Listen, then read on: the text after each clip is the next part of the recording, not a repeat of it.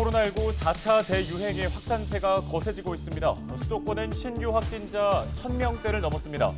코로나19 유행 이후 최다 확진입니다. 방역당국은 앞으로 확진자 발생은 더 증가할 것으로 전망하고 있습니다. 자영업자들은 이번 거리두기 4단계 조치로 다시 어려움에 처했습니다. 경영상 손실이 불가피해진 상권에 어떤 적절한 보상책이 돌아가야 할지 지역 상인들의 이야기를 들어봤습니다. 서울시가 코로나19로 생활이 어려워진 예술인 5,000명에게 생활 안정자금을 지급합니다. 예술인 1명당 최대 100만 원의 지원금을 받을 수 있습니다.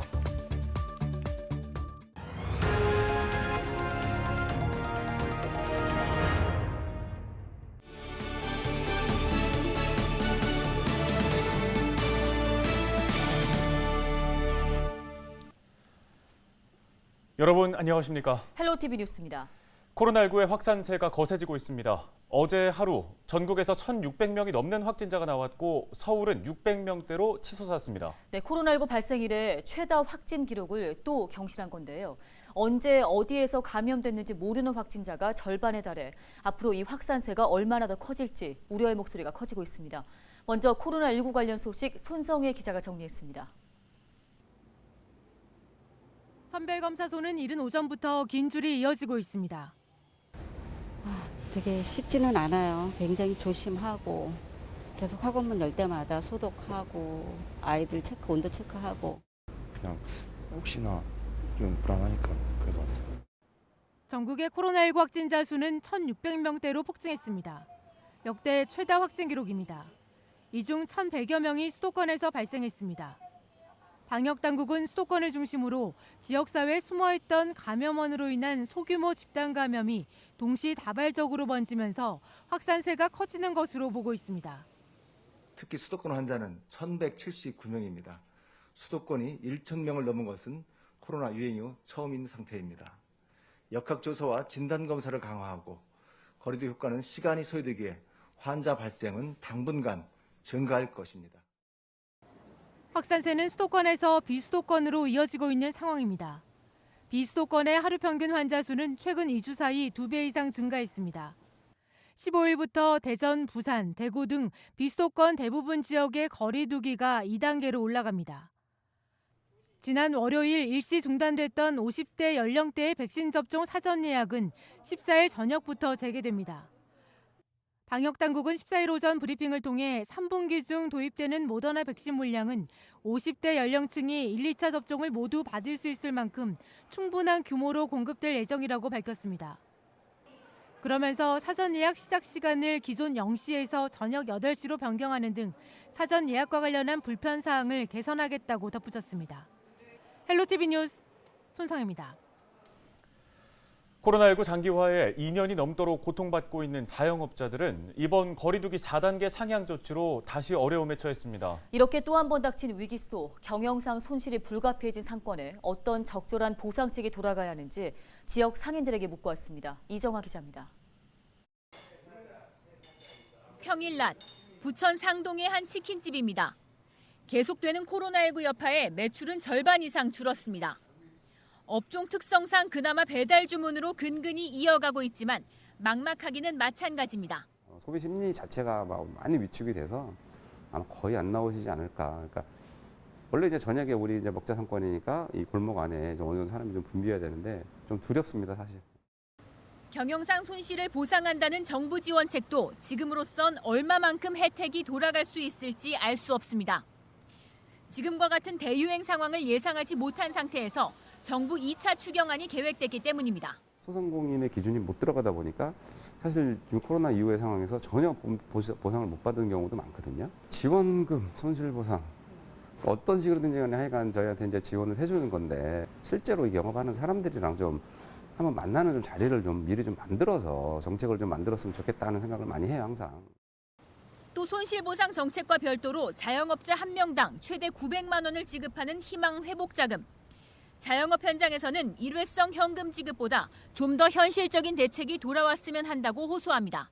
필요에 따라서 하면 무이자, 융자로 해가지고 뭐 장기 저리로 하든지 이래가지고 해가지고 분할 갚는 걸로 하고 그게 실질적인 도움이 되지. 100만 원, 200만 원씩 줘가지고는 그거 내가 봤을 때는 아무 별 도움이 안 될 것 같아요. 손실보상법이 본격 시행되기까지 남은 기간은 앞으로 2달 반.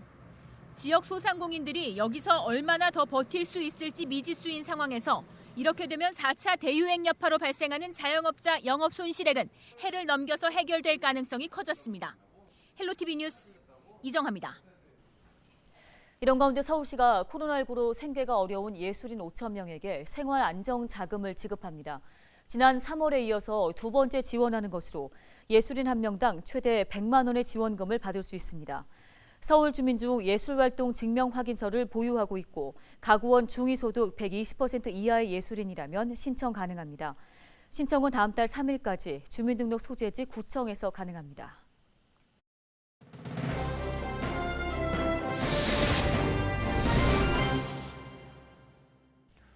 양천구에서 골목형 상점가 활성화 지원 조례안이 통과됐습니다. 소상공인의 경쟁력을 강화해 지역 경제 발전에 기여하겠다는 취지인데요. 네, 보다 자세한 내용을 이 조례안을 공동 발의한 심광식 의원에게 들어보겠습니다. 의원님 안녕하십니까? 네, 안녕하세요. 예, 양천구 골목형 상점가 활성화 지원 조례안을 발의하셨습니다. 자, 먼저 이 골목형 상점가가 무엇인지 그리고 지원 내용에 대해서도 간단한 소개 부탁드립니다. 이 전통시장 및 상점가 육성을 위한 특별법이 2020년 2월에 개정됐습니다. 그리고 전통시장 및 상점가 등록을 위해선 일정 점포수를 충족하고 도소매 점포 비중이 50% 이상이어야 있어요. 그러므로 음식점이 밀접한 구역 등 전통시장 또는 상점가로 등록하기에는 굉장히 어려움이 있었습니다. 이런 현실을 반영하여 업종에 관계없이 2,000제곱미터 이내의 소상공인이 운영하는 점포가 30개 이상 밀접한 구역에 정할 수 있도록 하여 관련 조례를 제정하게 됐습니다.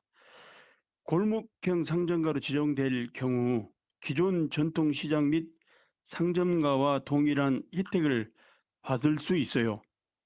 예를 들면은 중기부나 서울시에서 추진하는 각종 상권 활성화 사업에 참여가 가능하고 특히 온누리 상품권 가맹점 등록이 가능해집니다. 또 이로 인해서 우리 양천구는 신월 1동의 서서울시장, 신월 4동 먹자골목, 신월 6동 신곡시장, 신정 4동 차 없는 거리 등이 지정될 것으로 아마 생각이 듭니다. 네. 그런데 한 구역 내에서 이 골목형 상점가 신청을 원하는 상인들이 있다면 반대로 원하지 않는 상인들도 있을 것 같습니다. 상인들 간의 갈등이 있지는 않을까요? 예, 상인들 간의 이해관계가 각기 다르므로 그 골목형 상점가 신청 과정에서 크고 작은 갈등은 발생할 수 있을 것입니다. 골목형 상점가가 지정되면 상권이 활성화되면 가장 큰 혜택을 보는 것이 상인들이므로 상권 활성화라는 큰 목적을 위해선 서로 양보가 필요하다고 봅니다. 예, 추가적으로 말씀드리면 골목형 상점가가 신청을 위해선 전통시장법상 상인 조직 구성이 필수적입니다. 상인 조직은 향후 사업 추진에 있어 주체적인 역할을 담당하게 되며 상인 간의 갈등을 조정, 일정한 역할을 해줄 것으로 기대됩니다. 예, 이 골목형 상점가로 인한 기대 효과는 무엇인지 궁금한데요. 또 어려운 시국 속에 자영업자를 위한 실질적인 지원은 또 어떤 게 필요하다고 보시는지 한 말씀 부탁드리겠습니다. 앞서 말씀드렸다시피 골목형 상점가로 지정되면 중기부 및 서울시에서 추진하는 각종 상권 활성화 사업에 참여가 가능해집니다. 시설 현대화나 경영 현대화 사업을 통해 고객을 유치하고 상인들의 매출이 증대될 것으로 기대됩니다. 또한 상인들이 가장 원하는 온누리 상품권 가맹점이 등록이 가능해지므로 상인들의 만족도도 높아질 것으로 생각됩니다. 예, 안타깝게도 코로나19로 인한 경제적 어려움이 장기화되고 있습니다만은 중앙정부와 지자체에서 소상공인을 위한 여러 가지 지원 시책을 추진 중이지만 고충을 완전히 해소하기에는 어려움이 있는 것이 현실입니다. 국가적 재난 상황 발생 시 방역 등 국가 시책에 협조하는 소상공인에 대한 손실 보상 등이 제도화되어야 할 것으로 생각됩니다. 고맙습니다. 네, 오늘 관련 도움 말씀 여기까지 듣겠습니다. 심광식 양천구 의원이었습니다.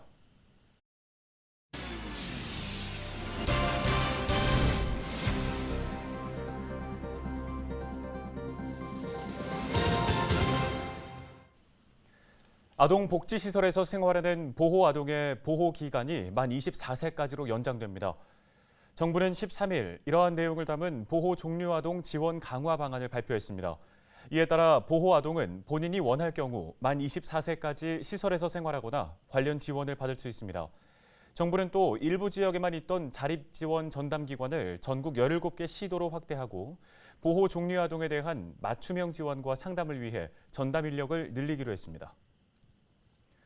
은평구가 오는 9월까지 일회용품 사용 줄이기 캠페인을 진행합니다. 이번 캠페인은 일회용품 대신 다회용기를 사용하자는 의미로 용기 내어 그린 은평을 주제로 진행됩니다. 캠페인에는 지역 20여 개의 식당과 카페가 참여합니다. 캠페인 참여 가게에서 다회용기를 사용하면 기념품과 할인 쿠폰을 받을 수 있습니다. 헬로티비 뉴스, 오늘 저희가 준비한 소식 여기까지입니다. 네, 시청해주신 여러분 고맙습니다.